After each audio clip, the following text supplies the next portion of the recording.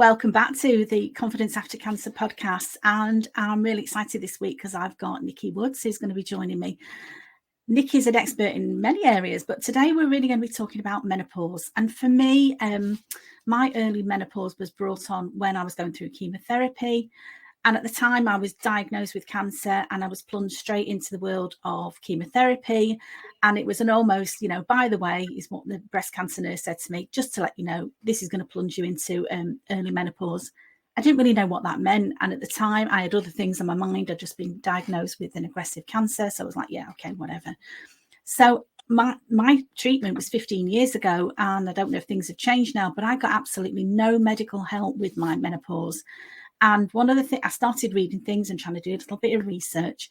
And I was really scared about HRT. I'd heard about this thing, but I was also told by maybe different people, it could cause breast cancer. It wasn't a good thing to have if you've had breast cancer. So I really shied away from it. And now I'm wondering if I was ill-informed. And I really want to know more about it. And the other thing was I dismissed my symptoms. And I presume, Nikki, when we get into this, we're going to talk about the fact that different people have different symptoms. But I sort of dismissed my symptoms as trivial. As I was fighting to survive, I'm fighting cancer at the time. But now I've got a little bit of space and I'm on a mission to thrive, not just survive. And I know Nikki shares my belief that we can all live a long and healthy life if we do the right things. So really excited to speak to Nikki today. Nikki is an amazing guest. After many years working at a high level in the corporate world, a bit like myself, she knows the joys of that. She now helps women feel as confident and as successful in their bodies as they do in their careers, able to feel themselves again by improving their shape, their fitness, their health, mindset, and confidence through personal training, coaching, and tailored nutrition strategies. So welcome, Nikki. It's good to see you. Thank you so much for coming onto my podcast.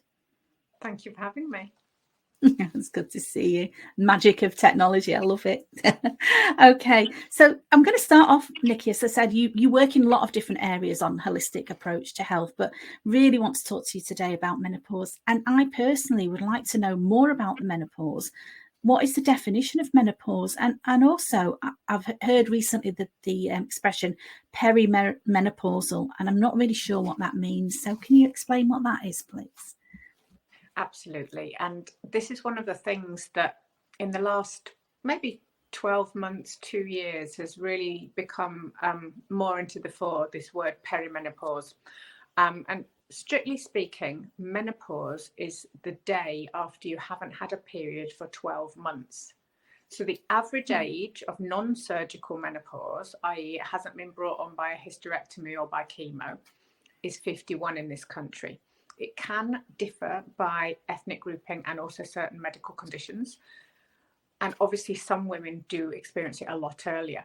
Perimenopause is the period of time that in the past is what we've called menopause, which peri means like kind of in the period of, in the transition of. Typically, that's about, could be 5 years, could be 10 years. That's where our hormones are fluctuating. That's when we're getting all those symptoms that we associate with what we used to call being menopausal. So your body's in transition. Sometimes your hormones are going to be up and down, bouncing around, but generally they are declining. This is what's causing the symptoms, and this is what causes us all the problems. With yourself, for example, that period of time was much shorter because it happened for a medical reason. Right. So for someone who hasn't got any medical reasons, the period of perimenopause is a lot longer than someone like yourself who has it because of a medical treatment. Okay, that's really interesting. Thank you for that. And can you talk to, again, I'm assuming it's different for different people, but what are the common symptoms? And you just said about, it is different if it's brought on by cancer treatment than by a natural menopause. And it's interesting that using that expression, the natural menopause, because it's almost like, I don't know, things have changed so much now and people are talking more about menopause. It's become more of a common thing to talk about. I think probably when my grandmother went through it. nobody taught. I think you just got on with it in those days, didn't you? I think that was the expression. But yeah, if we can talk about the symptoms, so how will people know, what are the symptoms to look out for? So one of the really important things to understand is there's some symptoms that are really obvious, and there's a lot that are more subtle, and there's a lot that you only realize in retrospect, because so much else is going on in life that there's a lot of symptoms that could be other things, and it's only over time that you suddenly go, you know what, I thought that was stress, but it never went away, and also these other things have happened. There's going on for 50 symptoms, which is a lot. And wow. Blimey, yeah. You can kind of group them, but even just me saying that will give you the major message that it's not just hot sweats, night sweats, hot flushes, etc. Yeah. Obviously, one can be irregular periods, more or less frequent periods, or we've got heavier periods, which is flooding, which is as it sounds, basically. Yeah. We have the hot flushes, the night sweats, but there's also cold flushes for some people. Oh, yeah. Right. I have that. I didn't know about had that. Hot flush and night sweat. I have had cold flushes. Wow. People with Raynaud's can feel like that gets worse. For example, fatigue, both systemic fatigue, muscular fatigue, memory lapses, inability to focus, the famous brain fog, where we can't quite think of what we were going to say. We just feel like our brain isn't functioning on a level it used to be. For some women, clumsiness even, and just like, because your equilibrium's kind of changed with all your hormones, it can feel like you're just a bit less in balance in terms of what you're doing and how you're relating to your body. And actually also, if some women will experience tinnitus, either worsening tinnitus or new tinnitus, or other inner ear imbalance issues. So someone who's experiencing something like vertigo, Meniere's disease, might feel like that's got worse as well. So you can see why all these things are starting to add up to how do you know whether it was or not. Yeah. We can have quite a lot of significant vaginal and urinary symptoms. So vaginal or vulval dryness, unpleasant sensations. So for myself, one of them was like this weird kind of electric shock, stabbing pain sensation that used to wake me up in the morning, which was delightful. Wow. A loss of or change in libido for some women, either associated with what's going on down there or for other reasons. Urinary tract infections, or what's diagnosed as interstitial cystitis, which is where you feel like you've got a urinary tract infection, but if they ever do a bacterial culture, there's nothing there. Some women can find pelvic floor issues, urinary incontinence, etc. Also, the GI system can be affected in terms of bloating. But then there's all these other kind of random symptoms that also can be perimenopause. So I'll run through a few. Thinning hair. I never knew this until I started having much more hair loss. My hairdresser, who was a man, was like, yeah, you're at that age, it happens. Never knew. Some women can have brittler nails, for example. There can be some quite significant mood issues that come up. A lot of women feel like they're just an angrier person. Also, a lot of women can feel a lot more anxious. Depression, insomnia, all of these can be quite, you kind of feel like you're changing who you are. But then there can be quite significant joint pain issues, stiffness, muscle weakness, strange sensations, like I mentioned, kind of electric shock earlier, also tingling sensations. Some women can find that if they have never had migraine before, that their migraines suddenly start. Women who have migraine can feel like they're a lot worse. Restless legs, that's another really random one. I think I mentioned insomnia already, and also this weird 4 a.m. waking that everyone seems to have as well. And of course, on top of all that, everyone seems to feel like they're either gaining weight or that their fat distribution is changing to be more like a spare tire.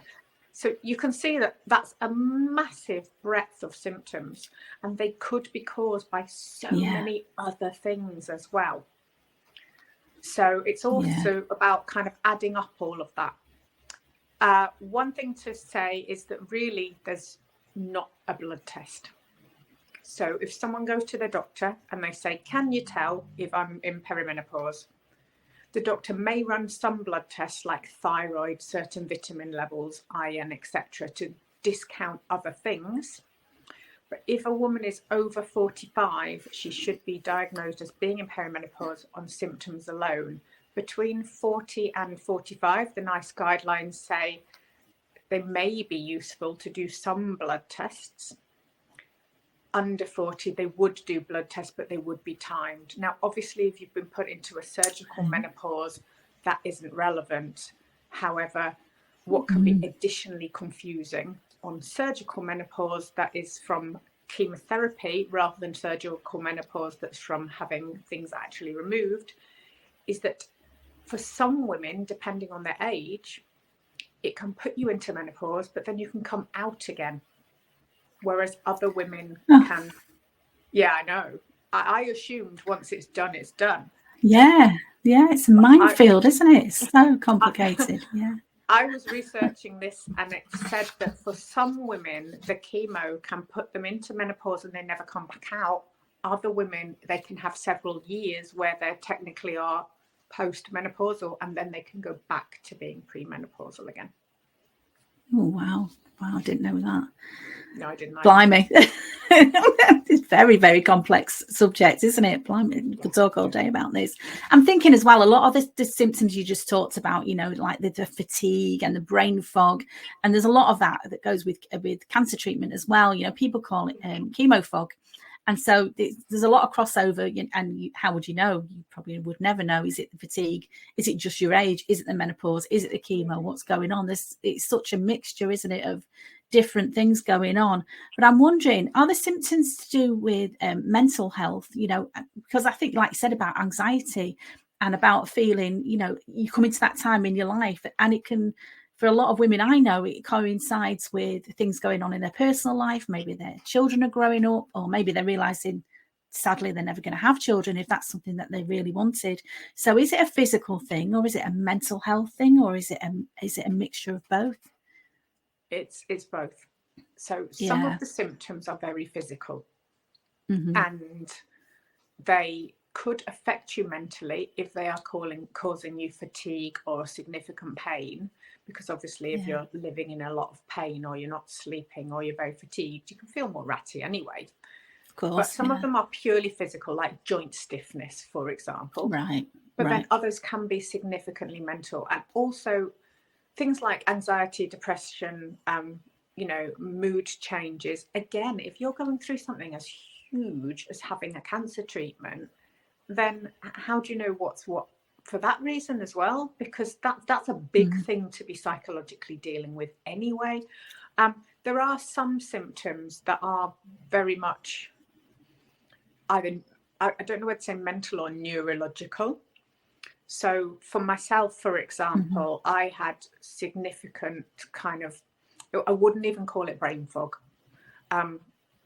I was struggling to drive at one point because I just didn't have the cognitive ability to drive my car and think about where it was going. So the task of, changing gear, indicating, watching what else was on the road, plus the task of driving, even though it was a journey that I knew so well because I've done multiple times a day for, going on 20 years, those two things combined were too much for my brain. Or, for example, I'm the queen of setting pans on fire because I'll put something on and I'll go out. There was a period of time where I locked myself out of my house repeatedly. And I was setting fire to pans repeatedly because my brain just wasn't capturing that as something that needed to stay in as important. Yeah. How scary. Like you say, you've worked at a high level in corporate life. You've lived a life where you've had a lot of demands, where you thought, well, I was the same. I thought I knew who I was and what I was about. And I was the queen of multitasking. I used to pride myself on that. Oh yeah, I can do that. Give me another task to do and I'll do it. And then all of a sudden I was like, I cannot do more than one thing at a time. And it's terrifying, because you sort of lose your sense of identity. You're like, who am I? When did I turn into this quivering wreck? When did I turn into this mush of a brain? What's happening to me? How scary.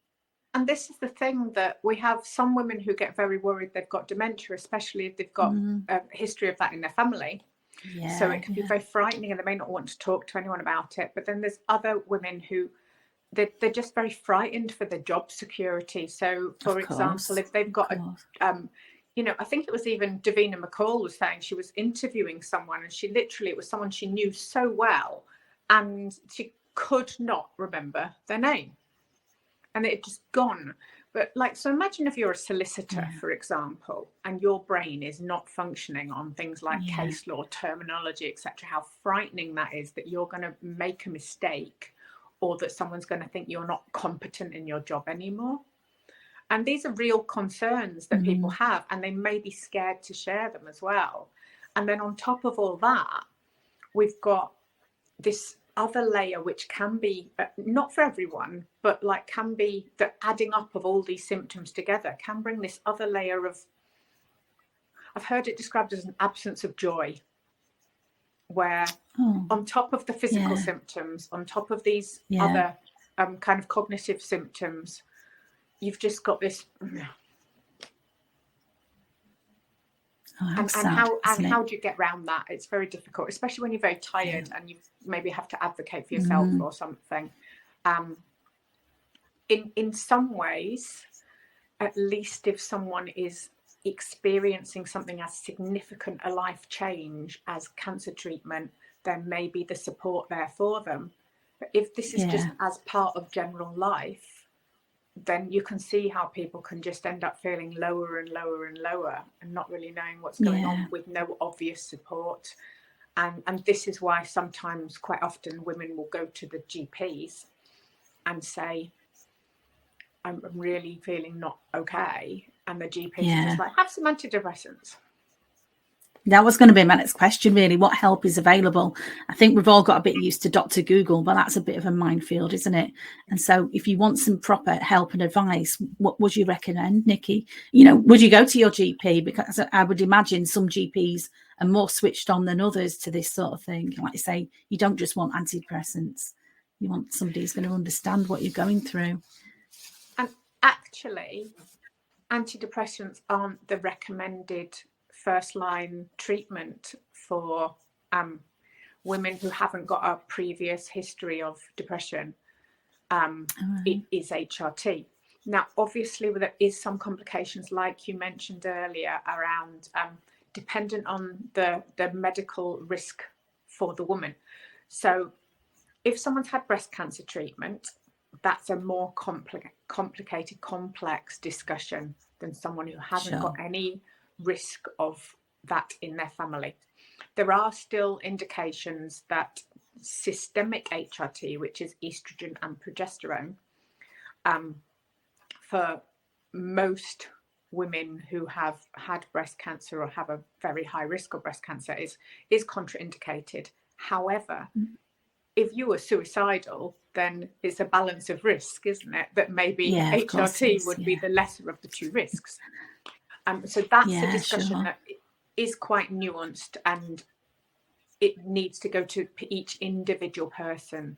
However, even within that, you'll find different menopause specialists would have a different risk appetite for whether they would or wouldn't prescribe it for someone with that family history, for example. And obviously within breast cancer, there's different types of breast cancer. And some are more hormone modulated than others. So those are higher risk.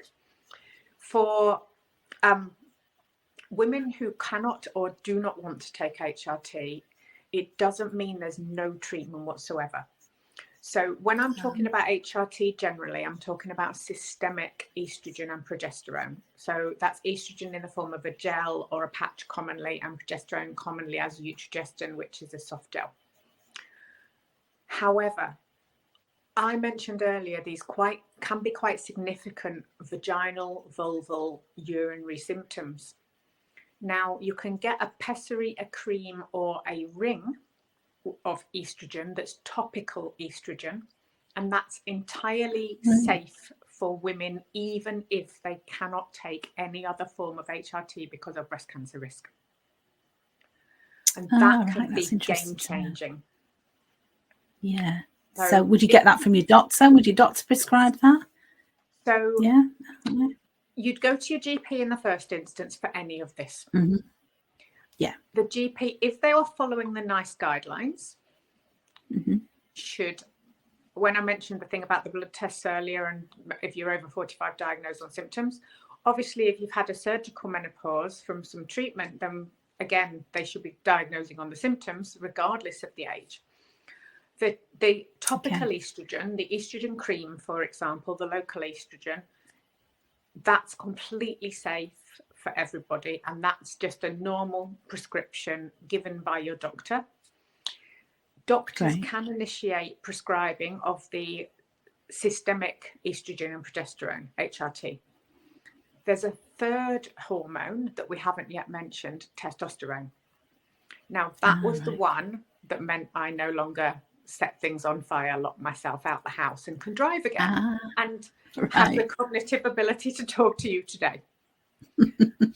Now, most GPs cannot or will not prescribe testosterone. For one reason is that they don't believe that we need it, and secondly, because they're scared, and thirdly, a lot of CCGs won't let them. So testosterone has to be prescribed in the first instance, in most areas, not all, by a menopause specialist clinic or a private menopause consultant. After 3 months and follow-up bloods, this is one where we do want to do bloods at the start, and we do want to do bloods after 3 months to see what levels are. They can then refer back to the GP and ask the GP to take over prescribing, and the GP is obligated to do that.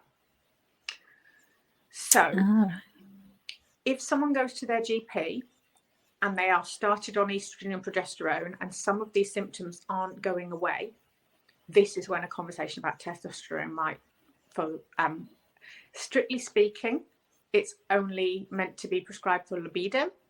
However, there's an awful lot of anecdotal evidence from practitioners now and from people like me that it isn't about libido, it's about cognition, strength, mobility, etc.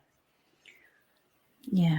So if you're someone who's already on the other forms of HRT and you're finding those things are still an issue, ask your doctor to refer you to a menopause clinic. There's a bloody long wait, sorry about that.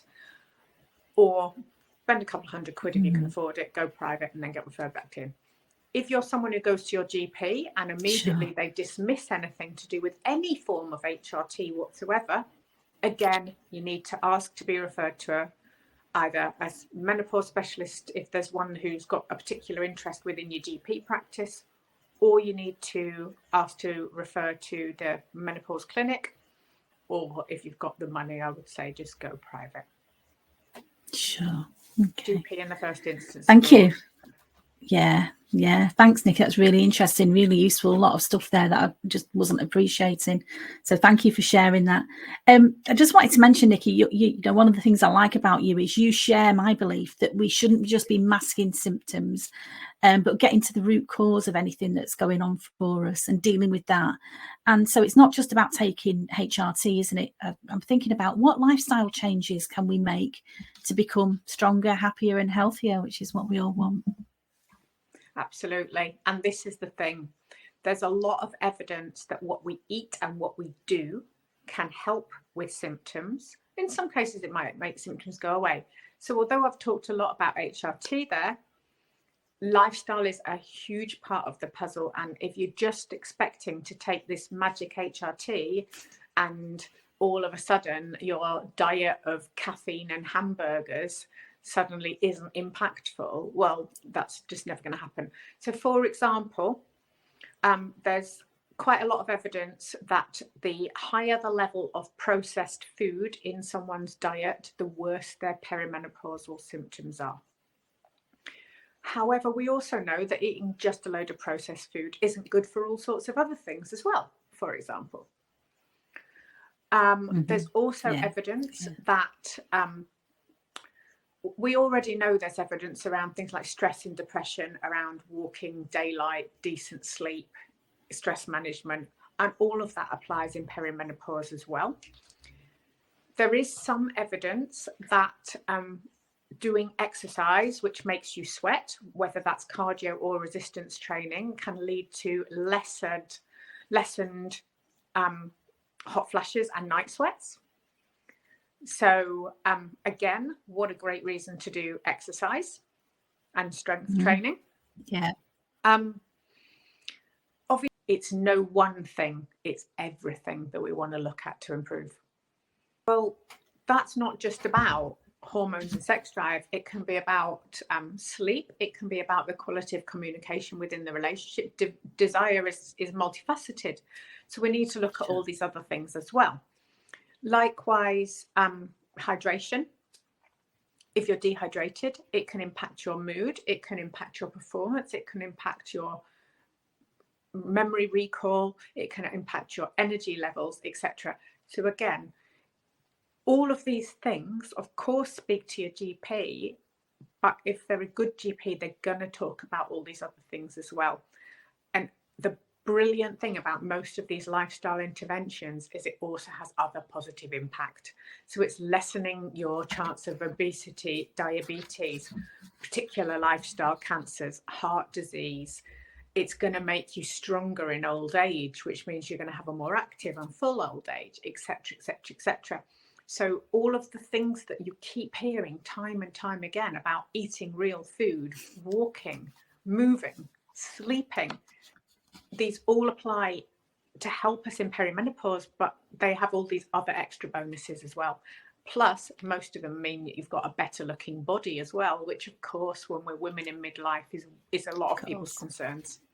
Of course it is, yeah. And I love that the fact a lot of the things that you just talked about, it's very, most of them are free, most of them are very easy for you to do, and it's very empowering as well to think, well, I don't have to wait for my doctor's appointment. There's things that I can do now, things I can do today. I can make sure I have a healthy meal, I can do some exercise, I can drink my water. There's a lot we can do for ourselves, isn't it? And it's about nurturing ourselves. And I think maybe a lot of women, speaking generally, but a lot of women in midlife for all their lives have put other people first, and maybe now this is the time to take that little step back and think, actually, this is time for me now. I need to give myself some attention. It's not just about going and getting a prescription. There's a lot going on here that I can do for myself, and I can't be there for everybody else if I'm not looking after myself. So that's one of my big messages. It comes up time and time again with women who feel lost and not sure what to do in their lives because they've never put themselves first. And so some great advice there, Nikki. Really, really appreciate that. Thank you so much. It's great to speak to you. So I'd just like to say, anybody who's listening to the podcast, if you'd like to connect with Nikki, her website and all her social details will be on the show notes below. I know if you're struggling with perimenopause or anything else we've talked about today, there are several ways that Nikki can help you. She's got lots of free information on her website that you can download. You could also book a consultation with her if that's what you want to do. She has online mini courses and a 12-week transformation program, which covers all aspects, some of what we've talked about: nutrition, fitness, mindset, habits, and perimenopause. And you can find out in the links below that I'm going to post. Thank you so much, Nikki. It was so interesting talking to you. I could have talked to you all day. Such a huge topic, and who knew? But I think the good thing is maybe people are talking more and more about this now. It's not something we have to shy away from, not something we have to be a little embarrassed about talking. And thank goodness there's people like you that are getting that message out there, that there is help available. You don't have to suffer in silence, and it's so good to speak to you. Thank you, Nikki. Really appreciate it. Thank you so much for having me. Great stuff.